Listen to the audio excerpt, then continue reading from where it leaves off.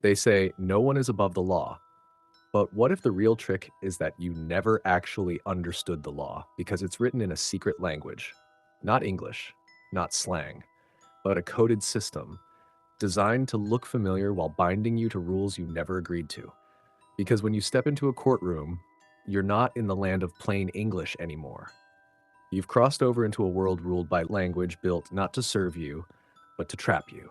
Today, on History They Don't Teach in School, we're diving deep into the twisted world of legalese, a coded system of words designed to look like English but with hidden meanings that can bind you, silence you, and strip you of your rights without you even knowing. This is the language of contracts, of statutes, of court summons, and it's how the system plays the game behind your back. Well, technically, it's the formal and specialized language used by lawyers, judges, and lawmakers. But don't be fooled. It's not just about being precise. Legalese is designed to exclude the average person from understanding the system they live under. It's packed with archaic terms, double meanings, and even words that mean the opposite of what you think. For example, the word person in legalese doesn't necessarily mean a living man or woman. It could mean a corporation, a legal fiction, a trust, or even something else entirely. And get this, the word understand in legalese, that can mean to stand under the authority of. So when a judge says, "Do you understand the charges?" They're not just asking if you get it. They're asking, "Do you consent to the court's jurisdiction over you?" You thought you were just being polite, but in legalese, you just gave them power over you. You're born in a hospital. Your parents don't just get to go home with a cute little footprint. They sign a form. This is a medical record showing that a human being entered the world. But then something strange happens. That record gets turned into something called a birth certificate issued by the state, not the federal government, not a private company, the state. And on that certificate, your name appears in all caps. That's not a typo, that's a clue. Because in the world of legalese and corporate law, names in all caps represent a legal fiction, a corporate entity, not the living, breathing you, but your straw man. Here's where it gets really mind bending. You walk into a courtroom and you think you're on land in America. But in legal theory, you're not. You're on a ship. Welcome to maritime admiralty law, the law of the sea. Why do you think the judge sits on a bench? Bench comes from the Latin banco, meaning bank. The judge is the banker in a commercial system. And that flag with the gold fringe, that's not the flag of the Republic. That's a military flag, meaning the courtroom is operating under emergency powers. It's all commercial. You aren't a man or a woman in their eyes. You're a corporate entity. Legalese isn't just fancy courtroom jargon.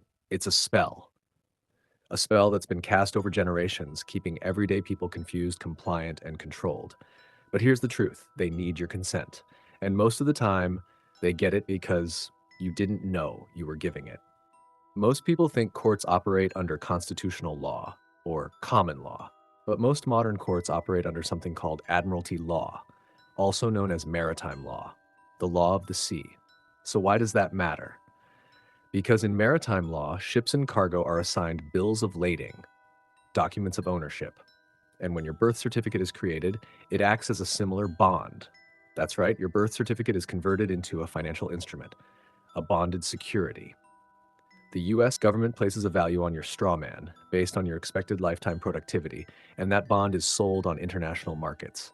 Your identity becomes a commodity. They don't tell you this, but search the back of your Social Security card. See that red number? Used to track financial securities. You're not just a citizen, you're collateral. When the state creates your birth certificate, it's not just documenting your birth, it's registering you. And when something is registered, it's essentially being transferred into a system for tracking and control. Now, here's where the rubber meets the road. There's a difference between you, the living soul created by God, and you, the corporate fiction created by the state. And courts know this, but they'll never tell you. You were delivered into a system of commerce and assigned a number, like a product. That all caps name isn't the living you, it's your corporate counterpart. And when you go to court, they're not talking to you as a man or woman. They're talking to that entity. Say, "I am John Smith." You just assumed liability. Say, "I understand," You just agreed to stand under their rules. So how did we get here? Back in 1933, in the middle of the Great Depression, the United States quietly went bankrupt. That's right. It couldn't pay its debts. So what did it do? It turned to its greatest resource, the people. Through the Emergency Banking Act and Executive Order 6102, Americans were stripped of their gold and the government shifted to a new model, human capital.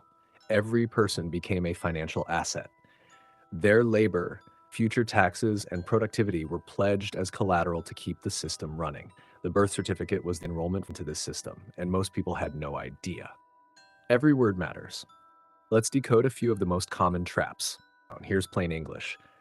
I agree to rent this apartment for $900 a month. Here's legalese. The lessee, hereinafter referred to as the party of the second part, agrees to remit a monthly consideration of no less than $900 USDs to the lessor. Yeah, why say it in 10 words when you can bury it in 50? But it's not just about sounding fancy, it's about creating loopholes. Every word is chosen carefully, because in law, words are weapons. They don't just describe reality, they create it.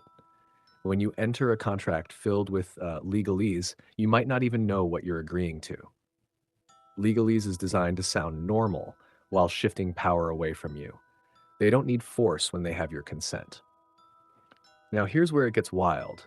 You think you know what a word means until you open up Black's Law Dictionary, because legalese doesn't play by your dictionary's rules.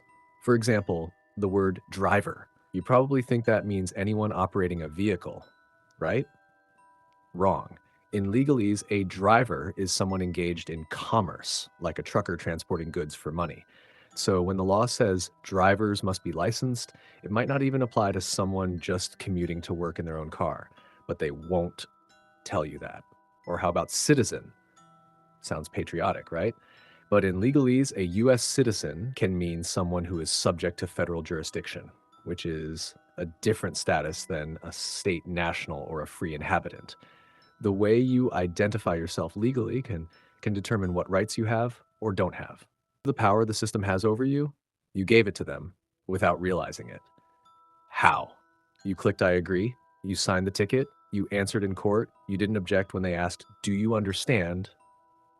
That's all it takes. One word in their language and the contract is sealed. But here's the deeper truth. You are not required to consent to what you don't understand. That's why they keep you ignorant. That's why they don't teach this in school. There's a difference between lawful, natural law, common law, moral law, legal, man-made statutes, codes, and regulations that apply to your strawman, not your living self. Legalese exists in the legal world, but you don't live there unless you walk into it. If you don't speak their language, you become a ward of the court, a subject of the system. But if you do know the difference, you can say, I do not consent. You can challenge jurisdiction. You can stop speaking spells that enslave you. So what can you do? 1. Question every word. Look up definitions in Black's Law Dictionary, not Webster's. 2. Know your status. Are you the living man or the straw man? 3. Don't agree to things you don't understand. I do not consent is your shield. 4. Stay silent when needed. In their world, silence is consent, but silence with notice is power. 5. Speak with intention. Every word is a tool. Every phrase is a ritual. Legalese is the language of contracts.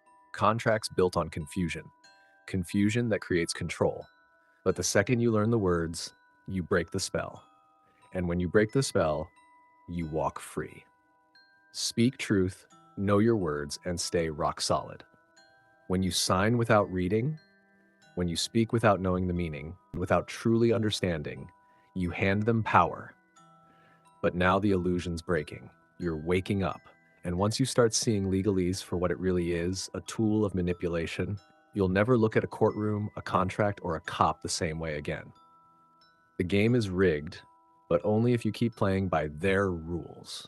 Learn the language, know your rights, and most importantly, stop speaking spells that bind you.